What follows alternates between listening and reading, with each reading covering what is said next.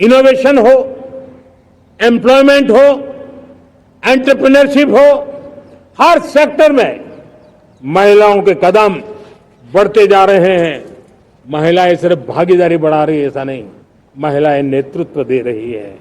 आज अनेक क्षेत्रों में, आज हमारे रक्षा क्षेत्र में देखिए, हमारा एयरफोर्स हो, हमारी आर्मी हो, हमारी नेवी हो, हमारा स्पेस सेक्टर हो, आज हमारी महिलाओं का हम दमखम देख रहे हैं देश के लिए। लेकिन दूसरी तरफ कुछ चिंता की बातें भी आती हैं और मैं आज लाल किले से फिर बार एक अपनी पीड़ा व्यक्त करना चाहता हूं।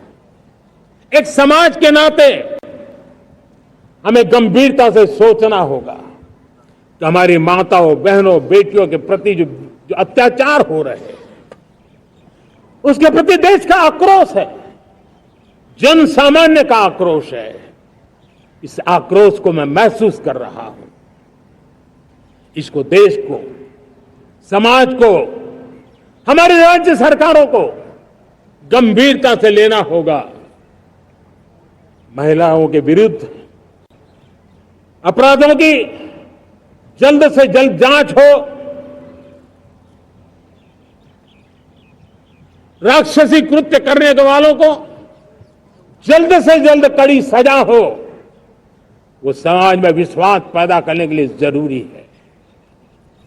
मैं ये भी बताना चाहूंगा कि जब बलात्कार की या महिलाओं पर अत्याचार की घटनाएं घटती हैं तो उसकी बहुत चर्चा होती है, बहुत प्रचार होता है, मीडिया में छाया रहता है। लेकिन जब ऐसे राक्षसी मनोवृत्ति व्यक्ति को सजा होती है तो वो खबरों में कहीं नजर नहीं आती, एक कोने में कहीं पड़ा रहता है। अब समय की मांग है कि जिनको सजा होती है उसकी व्यापक चर्चा हो, ताकि ऐसा पाप करने वालों को भी डर पैदा हो कि ये पाप करने की हालत ये होती है कि फांसी पर लटकना पड़ता है। और मुझे लगता है कि डर पैदा करना बहुत जरूरी है। मेरे प्यारे देशवासियों, हमारे देश में ऐसी एक आदत बन गई थी स्वभाव से, हम देश को कम आंकना, देश के प्रति गौरव के भाव का अभाव होना, ये पता नहीं क्यों हमारे जहन में घुस गया था। और हम तो कभी कभी तो लेट आए तो कहते थे इंडियन टाइम, शर्म के साथ हम बोल देते थे। देश को इन चीजों से हमने बाहर लाने में सफलता पाई है। किसी जमाने में कहा जाता था अरे खिलौने भी बाहर से आते थे, वो दिन देखे हमने। आज मैं गर्व से कह सकता हूं कि मेरे देश के खिलौने दुनिया के बाजार में अपनी धमक लेकर के पहुंच गए। खिलौने हमारे एक्सपोर्ट होने शुरू हुए। तो एक जमाना था हम मोबाइल फोन इंपोर्ट करते थे, आज मोबाइल फोन का मैन्युफैक्चरिंग का इकोसिस्टम बना है, एक बहुत बड़ा हब बना है, और आज हम मोबाइल फोन दुनिया में एक्सपोर्ट करने लगे हैं। ये भारत की ताकत है। साथियों, भविष्य के साथ सेमीकंडक्टर जुड़ा हुआ है, आधुनिक टेक्नोलॉजी जुड़ी है, एआई जुड़ा हुआ है। हमने सेमीकंडक्टर मिशन पर काम शुरू किया है। हर उपकरण में मेड इन इंडिया चिप क्यों न हो, क्यों ये सपना मेरे देश का नौजवान देखे। टैलेंट यहां है, सारे इस प्रकार के रिसर्च काम हिंदुस्तान में होते हैं, तो अब प्रोडक्शन भी हिंदुस्तान में होगा, सेमीकंडक्टर का काम भी हिंदुस्तान में होगा, और हम एंड टू एंड सॉल्यूशन दुनिया को देने की ताकत रखते हैं। और हम उसको साथियों, एक जमाना हमने देखा है 2G के लिए हम कैसा संघर्ष करते थे। आज हर उपकरण में हम देख रहे हैं, हम तेजी से आगे बढ़े।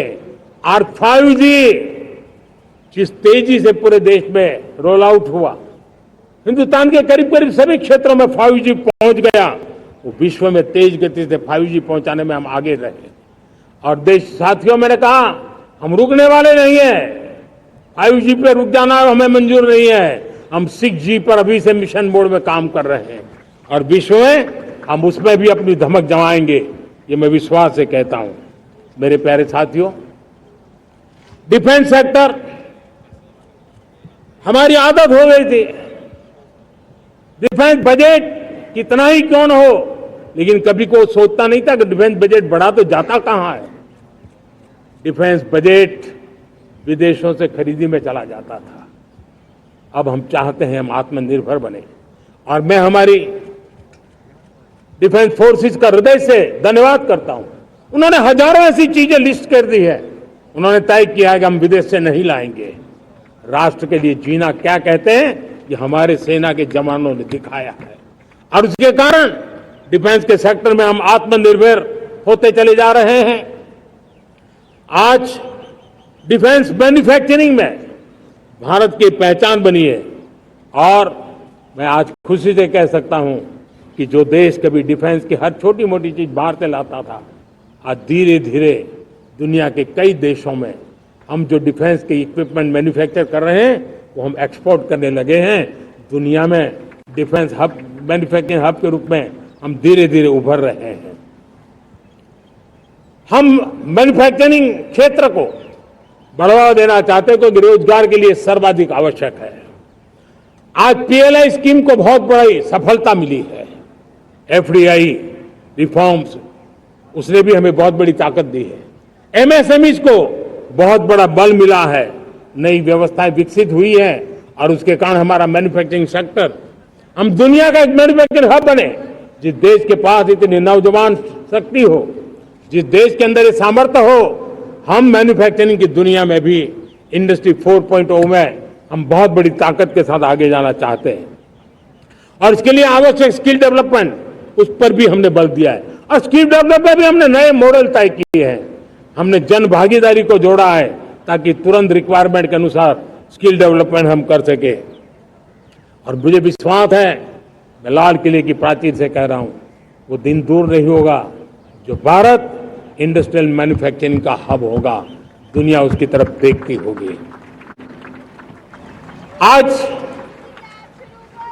विश्व की बहुत बड़ी कंपनियां भारत में निवेश करना चाहती है।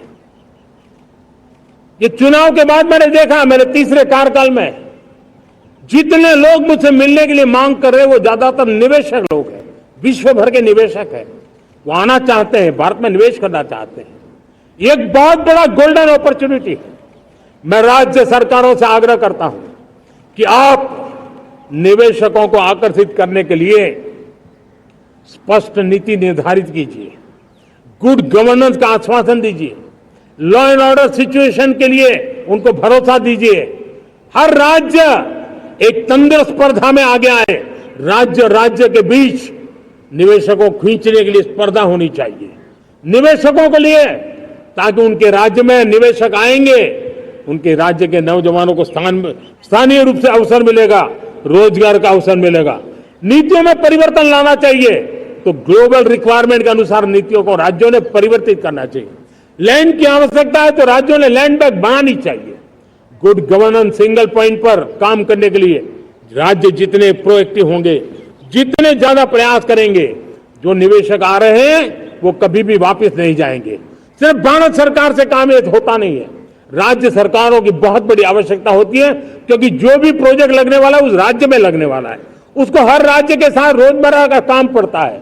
और इसलिए मैं राज्यों से आग्रह करूंगा कि जब विश्व पूरा भारत की तरफ आकर्षित हो रहा है, विश्व पूरा भारत में निवेश करने के लिए प्रतिबद्ध हो रहा है, तब ये हमारा दायित्व बनता है कि हमारी पुरानी आदतें छोड़ करके स्पष्ट नीति के साथ हम आगे आए। देखिए, आपको परिणाम अपने राज्य में दिखाई देगा और आपका राज्य भी चमक उठेगा, ये मैं आपको विश्वास देता हूं। साथियों, भारत अपनी बेस्ट क्वालिटी के लिए पहचानी जाए, ये बहुत जरूरी है।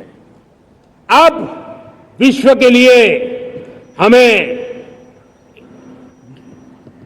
डिजाइन ऑफ इंडिया का क्षेत्र, डिजाइन इन इंडिया, इस पर हमने बल देना है।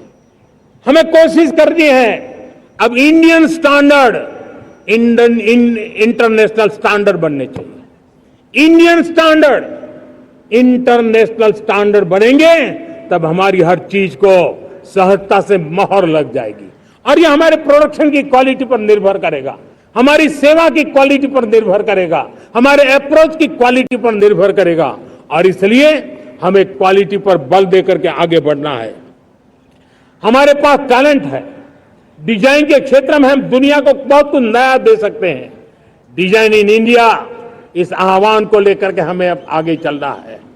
Design in India and design for the world, इस सपने को लेकर के चलना है। मैं देख रहा हूं गेमिंग की दुनिया का बहुत बड़ा मार्केट खड़ा हुआ है, लेकिन आज भी गेमिंग की दुनिया पर प्रभाव, खास करके उन खेलों को बनाने वाले लोग, प्रोडक्ट करने वाले लोग, विदेशी कमाई होती। भारत के पास बहुत बड़ी विरासत है। हम गेमिंग की दुनिया में बहुत नई टैलेंट को लेकर के आ सकते हैं। विश्व के हर बच्चे को हमारे देश की बनी हुई गेमिंग की ओर आकर्षित कर सकते हैं। मैं चाहता हूं कि भारत के बच्चे, भारत के नौजवान, भारत के आईटी प्रोफेशनल्स, भारत के एआई के प्रोफेशनल्स, वे गेमिंग की दुनिया को लीड करें।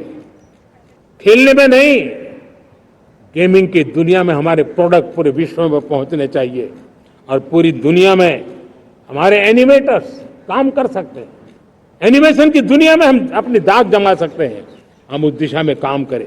मेरे प्यारे देशवासियों, आज विश्व के अंदर ग्लोबल वार्मिंग, क्लाइमेट चेंज हर क्षेत्र में चिंता और चर्चा का विषय रहता है।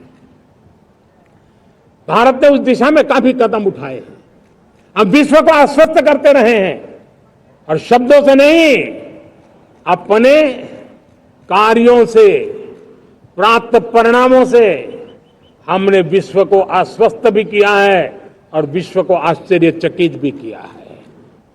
हम ही हैं जिन्होंने सिंगल यूज प्लास्टिक पर प्रतिबंध लगाया है। हमने रिन्यूएबल एनर्जी पर विस्तार किया है। हमने रिन्यूएबल एनर्जी को एक नई ताकत दी है। आने वाले कुछ वर्षों में हम नेट जीरो फ्यूचर की ओर आगे बढ़ रहे हैं। मुझे याद है पेरिस अकॉर्ड में जिन देशों ने अपने लक्ष्य निर्धारित किए थे, आज मैं लाल किले की प्राचीर से मेरे देशवासियों की ताकत दुनिया को बताना चाहता हूं। G20 देश के समूह जो नहीं कर पाए, वो मेरे देश के नागरिकों ने करके दिखाया है। मेरे देशवासियों ने करके दिखाया है। हिंदुस्तान ने करके दिखाया है। पेरिस अकॉर्ड के अंदर जो टारगेट हमने तय किए थे, उन टारगेट को समय से पहले पूरा करने वाला G20 देशों के समूह में अगर कोई है तो एकमात्र मेरा हिंदुस्तान है, एकमात्र मेरा भारत है। और इसलिए गर्व होता है साथियों। रिन्यूएबल एनर्जी के टारगेट हमने पूरे, हम 2030 तक रिन्यूएबल एनर्जी को 500 गीगावाट तक ले जाने के लिए मकसद से काम कर। आप कल्पना कर सकते हैं कि कितना बड़ा लक्ष्य है। दुनिया के लोग सिर्फ 500 गीगावाट शब्द सुनते हैं ना, तो मेरी तरफ ऐसे ऐसे देखते हैं। लेकिन आज मैं विश्वास से कह रहा हूं देशवासियों को कि इस लक्ष्य को भी हम पूरा करके रहेंगे और ये मानव जाति की भी सेवा करेगा, हमारे भविष्य की भी सेवा करेगा, हमारे बच्चों के उज्जवल भविष्य की गारंटी बनेगा। हमने 2030 तक हमारी रेलवे को नेट जीरो एमिशन का लक्ष्य लेकर के हम चल रहे हैं। साथियों, पीएम सूर्य घर मुफ्त बिजली योजना उसको एक नई ताकत देने वाली है और ये बदलाव का फल मेरे देश के सामान्य परिवार को मिला, विशेष करके मेरे मध्यम वर्ग को मिलेगा जब उसका बिजली का मुफ्त हो जाए, बिल मुफ्त हो जाएगा। इलेक्ट्रिक व्हीकल, उसकी मांग बढ़ती जा रही है। जब पीएम सूर्य घर योजना से वो बिजली उत्पादन करता है सूर्य से, तो उसका व्हीकल का प्रवास का खर्चा भी वो कम कर सकता है। साथियों, हम ग्रीन हाइड्रोजन मिशन लेकर के एक ग्लोबल हब बनना चाहते हैं। बहुत तेजी से नीतियां बनाई गई है, बहुत तेजी से उसका इंप्लीमेंटेशन का काम हो रहा है और भारत ग्रीन हाइड्रोजन एक न्यू एनर्जी की दिशा में हम जाना चाहते हैं। और ये सारे जो प्रयास चल रहे हैं, क्लाइमेट की चिंता तो है ही है, ग्लोबल वार्मिंग की चिंता है, लेकिन इसके अंदर ग्रीन जॉब्स की बहुत बड़ी संभावना है और इसलिए आने वाले कालखंड में ग्रीन जॉब्स का महत्व बढ़ता है। तो उसको सबसे पहले कैप्चर करने के लिए मेरे देश के नौजवानों को अवसर देने के लिए और ग्रीन जॉब्स के लिए एक बहुत बड़ा क्षेत्र को बढ़ावा दे रहे हैं। मेरे प्यारे देशवासियों, आज हमारे साथ इस तिरंगे झंडे के नीचे वो नौजवान बैठे हैं जिन्होंने ओलंपिक की दुनिया में भारत का परचम लहराया है।